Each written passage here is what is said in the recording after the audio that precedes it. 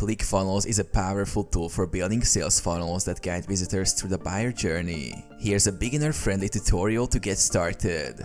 Sign up and log in. Go to ClickFunnels and create an account. Once logged in, access the dashboard, which serves as the central hub for your funnels. Create a new funnel. Click Build a funnel on the dashboard.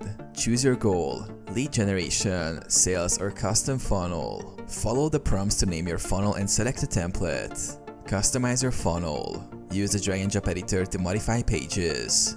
Add elements like headlines, images, videos, buttons, and forms to align with your brand and goals.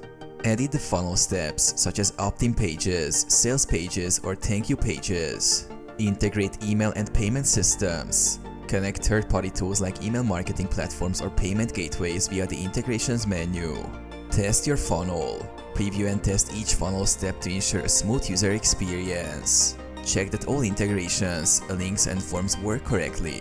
Launch and optimize. Publish your funnel and drive traffic to it via ads or email campaigns.